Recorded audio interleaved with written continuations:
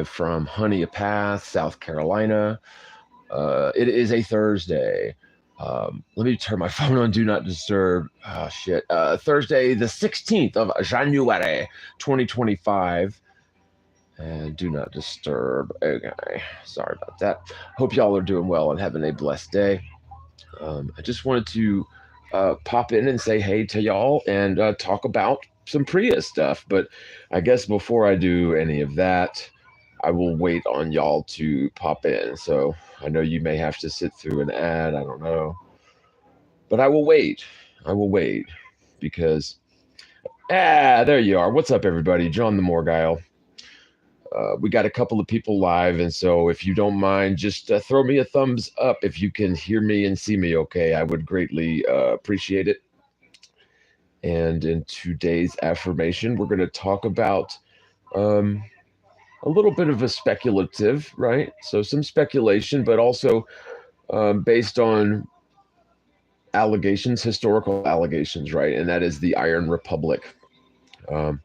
If you're not familiar with the story of the Iron Republic, what it was is I've got the whole thing as an audiobook on my channel, but what it was, the turn of the century, so right around the 1900 mark, there was a series of articles published in a periodical magazine called Florida Magazine. And so I think there was 3 or 4 additions to the story, right? So all in all, it's like a 5 or a 6 hour long audiobook. And I do have the entire thing on my channel. There's a link in the description below. And so, again, if you're not familiar with the Iron Republic, excuse me one second. Oh, by the way, I don't know if you probably can't see it, but I'm wearing a nicotine patch. I'm going to try to quit, man. Y'all can see that? You see that patch? Like it's an invisible one. But it's like a square with rounded corners. You can kind of see the indentation where it's on my arm there, right? So I'm going to try, man. Cigarettes are a mofo. Anybody that has ever tried to quit, it is a terrible physical addiction. So hopefully I'll be able to do that, man. It's time, you know. And also I'm coming down with a bug. And anytime I come down with a bug, and if it starts to physically hurt to smoke a cigarette, and I'd rather just quit. I've done it before, but it usually doesn't last because, I don't know, life stresses, and then, you know, you run out of nicotine patches, and they ain't cheap if they're not free, right? Shit. What's up, Irish Dave?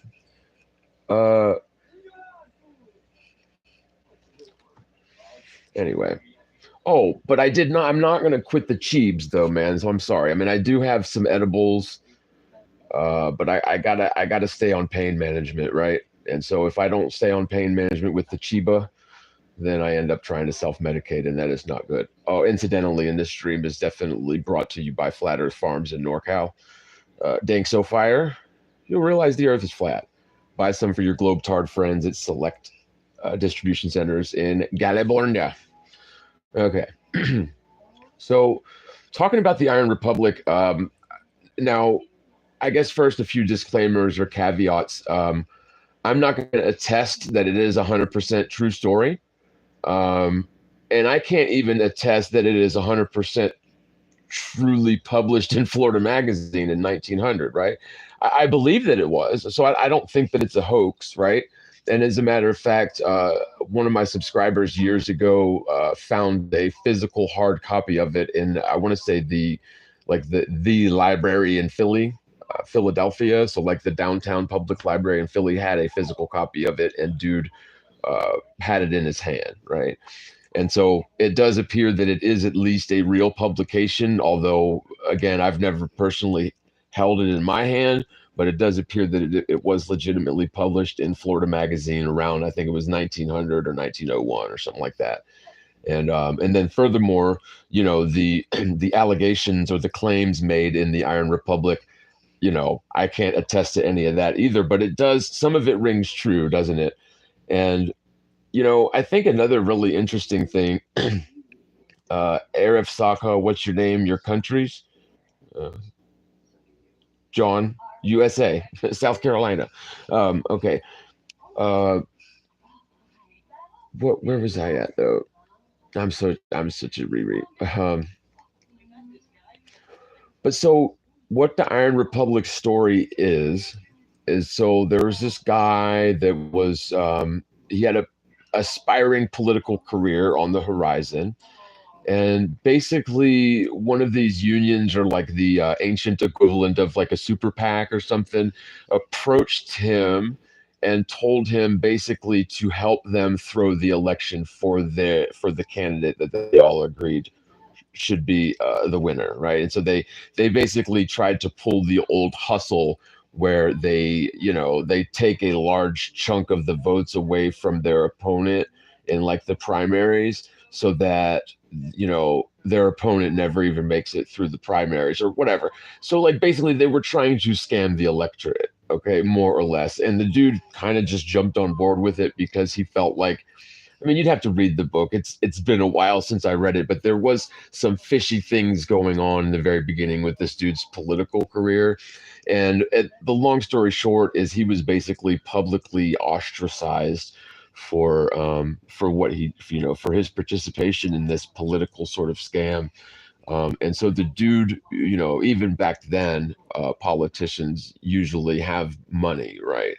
So, people that are trying to squeak by and, are worried about their rent and how they're going to get their next meal don't usually have political aspirations, right? That's kind of how it goes. Which is, side note, I definitely agree with the ancient Greeks on what was it, sortition, where they would just randomly select their political leaders, which sort of guaranteed that political dynasties or psychopaths with high ambitions couldn't get a stranglehold over the political system, which could never ever happen in America, right? I mean, it's like, thank God we have such awesome checks and balances in our political system here in America, to where we don't have to worry about psychopaths cornering the power of the political system in America, right? Sarcasm. Come to India, Booba Studios. You can make 60K in a month. Wow, I'd love to, man. I would love to. 60,000 US dollars a week. That's wow. That's crazy, man. Um. Anyway, so I gotta, man. I am so thirsty, y'all. Let me set y'all down just a minute. I gotta go grab something to drink. I'll be right back. Give me 10 seconds.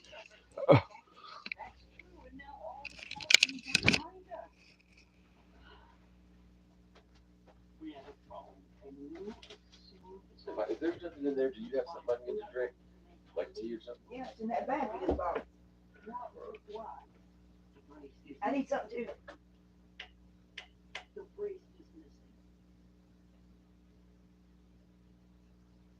This feels like a battle. Oh, fine, I'll do it. What? I'll perform the ceremony. Really? Yeah, I'll marry you. What? All right, I'm back. Do y'all hear Lily over there sawing logs? Did y'all hear Lily over there sawing logs? Boogaloo. Oh, that's so stupid. It makes the screen cut off if you tilt it the wrong way. Okay, hold on. I gotta have a swallow a drink. I'm sorry, y'all. No, it ain't liquor. It's cran apple raspberry. So good. Ruled by Saturn. I mean, it's not so much an accent. If I get robocalls, I just hang up. If I get telemarketing calls, if they are too telemarkety, I just tell them to take me off the list. But if they have some sense and they sound good and they know, like, I can tell that they're a professional, I'll hear them out on their pitch at least. Definitely will. Couple of pro tips. Fuck it. We're not going to go into telemarketing lessons today. I don't want to lose half of y'all right out the gate.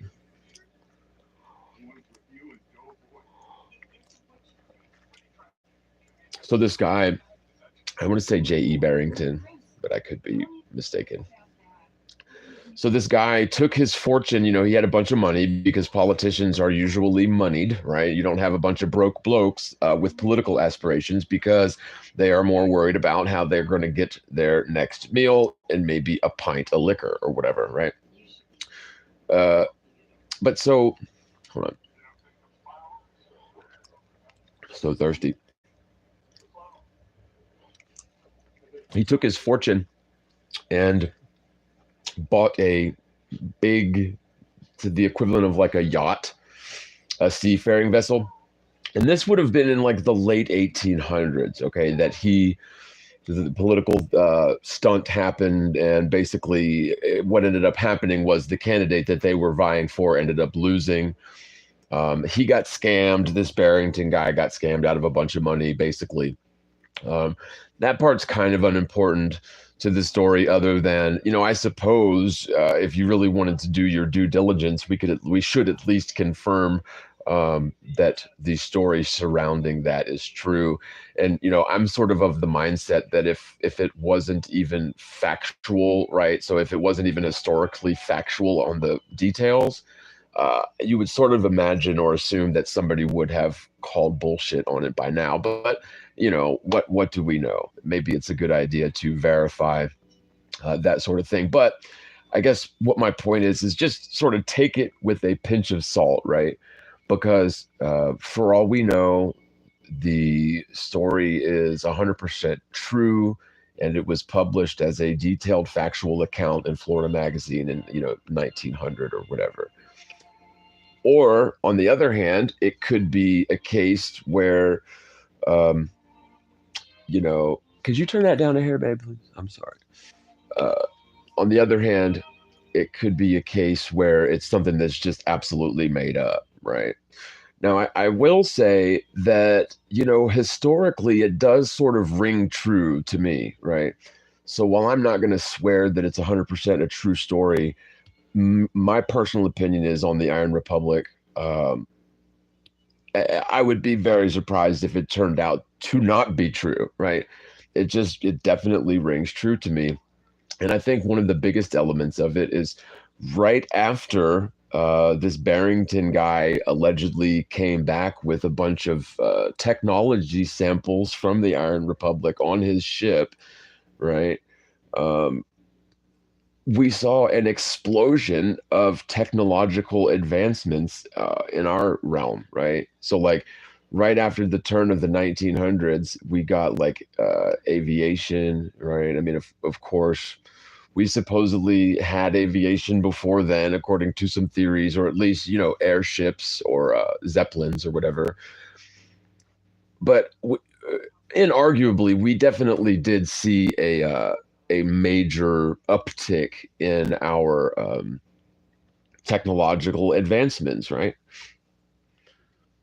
After the turn of the 1900s. And so the long and short of the story of the Iron Republic goes like this. So the guy, whatever his name is, Barrington, I think, took all his money. He had a fortune, right? Rich dude. And basically tucked tail and skedaddled. And maybe, I guess maybe if we read between the lines, maybe he was also paid off during this political scandal, and he didn't want to admit to that sort of fraud, right? On in his memoirs, I guess. I mean, that sort of thing's possible. But so he took a boatload of money and bought him a ship, and chartered like a captain and a crew to crew the ship on an Arctic voyage, right? And so originally he was thinking he wanted to go to the northern Arctic, right? And the captain that he hired basically, I guess, kind of convinced him to go to the south. Um, the captain that he had chartered was familiar with both, if I'm not mistaken.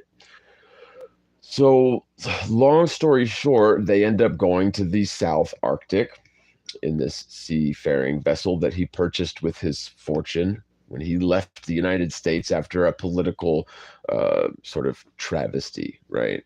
A political flop. Okay. Now, basically, what happens then is so they definitely get to this giant ice wall that is, half a mile, miles tall, and they're making their way around of it, and they find an inlet, to keep going south into this sort of ice wall, and they're basically trying to steer away from it because there's an influx of current wanting to suck them into this opening in the ice wall, and basically they just get sucked into it. They sort of reach this like event horizon, and the current gets so strong that they can't turn about, and they end up just getting sucked in like it's like a canal. And so they are now going south of the ice wall. Now, according to him, they're hauling ass, right? So it is like a very swift current, but pretty quickly after that, it opens up, and the temperatures became a little bit less frigid, right? And according to what he was saying, it opened up to, and honestly, this really does match what Admiral Byrd was saying in the 1940s or 50s when he did Operation High Jump, right?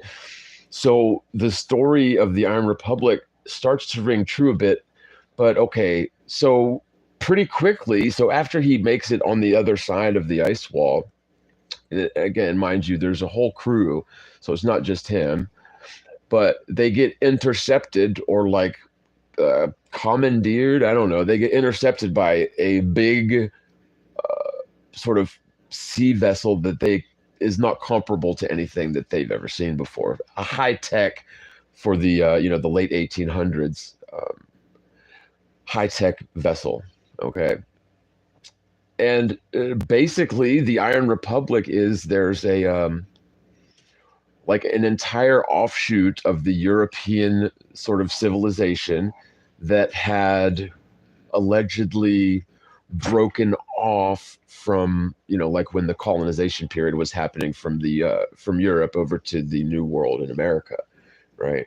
And so apparently what happened was they had been blown off of their course by some sort of gales or like hurricane or whatever, and they too, and this was like hundreds of years prior. So this, I guess, they would have been seeding the Iron Republic in like the 1600s or the 1700s. So it would have been at some point after 1492 and some point before the 1900s when these several ships that were supposedly going from Europe over to the United States during colonization period. And there was no such thing as the Panama Canal back then either, right? So they were, long story short, they were blown off course. They lost their reckoning and ended up way further south than they should have been. And lo and behold, they wound up in the Iron Republic. Okay. So, and I'm probably not doing it justice. It's definitely worth the read if you haven't read it. And again, if you don't want to read it, I've got the whole thing as the audiobook on my channel. And there's a link in the description box below. So, Ruled by Saturn says people were living in shacks but building ornate palaces in the 1800s. Exactly. Hang on, let me go shut my door. Hang on.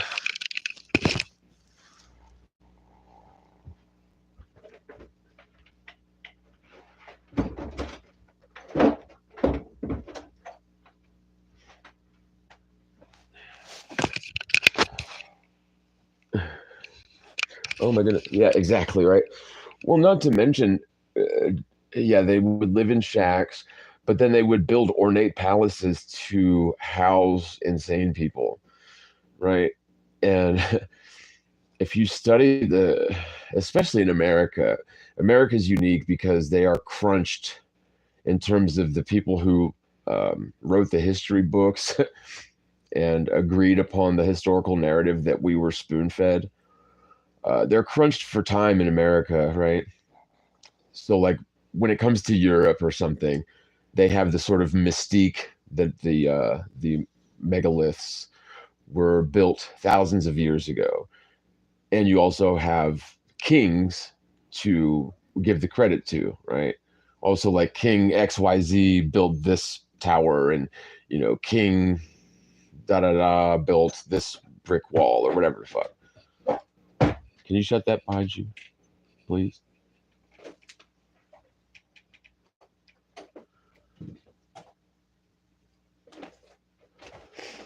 Um, but you know what I mean? So like in America, um, there's a lot of discrepancies in the historical narrative, and it's not just North America. So like North, South, Central America, there are some problems with the historical timeline, and you know, yeah. So like if you live in a shack and poop in an outhouse because all you have to build with is wood and sometimes nails if you're lucky, right?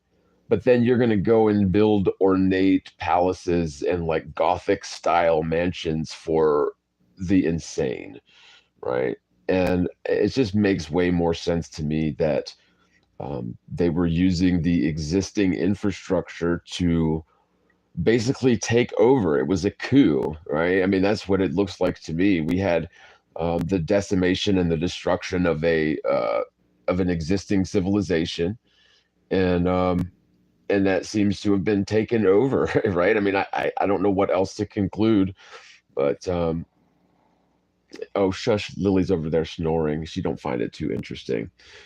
But I mean, wouldn't it be strange if they were locking up people who were dissenting and trying to cling on to the old ways or whatever? And so they would label them as crazy and maybe even like give them a lobotomy or something, right? Um, and so it's just, it doesn't add up. You know what I mean? There's a lot of these instances where, um, one of the first things that a city builds is like before they have any sort of jailhouse or courthouse, or before they even have roads, sometimes they're building these palatial, uh, Gothic style insane asylums, right? Which is just so bizarre. And then another thing we have are the subterranean crypts, right? And so I'll try to remember to put a card and a link for the mud flood Tartaric catacombs and crypts, because there's another really really interesting concept, right? But the one example is in I think it's South or Central America. One, um, so like yeah, the oldest star fort in the United States is in St. Augustine, right? And that was built, I think, like 150 years after a crypt in uh, South America that's like thousands of miles away from the Spanish conquistadors' home base of operations in Florida at the time. And like they have basically dug out and constructed this fabulous ornate crypt, a bone pit underground. They did the bone pit underneath this cathedral 150 years before that star fort in St. Augustine, Florida. Which the reason that they built that star fort in St. Augustine was because the wood fort that preceded it was burned down by the British, right? And just like they knew they were going to do, just like they always do when it comes to wooden garrisons, they're going to get burned down, of course, right? And so, as a sort of reactive afterthought, the Spanish built that whatever, I forget the name of it, but the Star Fort in St. Augustine, the big defensive fort or whatever. But it is interesting, that military garrisons take a back seat to bone pits in this narrative. Although if you sort of just critically re-examine this, it makes a lot more sense that maybe these bone pits were just maybe there's a different use for a place to store a bunch of dead dudes, right? You know what I mean? Like, I don't know, man. Um, but so back to the story of the Iron Republic. And again, if you haven't read the book or if you're not familiar, there's a I've got the audiobook on my channel, link in the description. But the Iron Republic was filled with all kinds of technologies that when the story was published in the early 1900s, a lot of those technologies um, didn't exist until later in our milieu, right? So it does kind of fit. I mean, we have to be careful of confirmation bias on these sorts of things, but if you take the Iron Republic story at face value and then juxtapose that with the fact that we did see huge advances in technology, aviation, um, medical. Well, yeah, we won't go there, but it does seem to have some merit, right? At least in my opinion.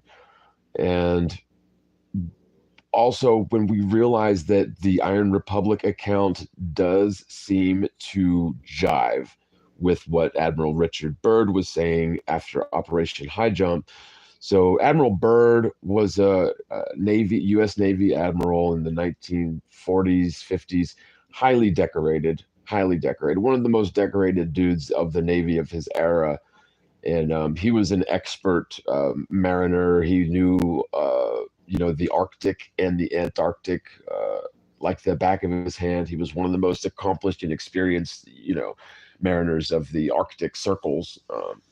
And basically, they did Operation High Jump, where they went down to the far south, and they sent a couple different teams.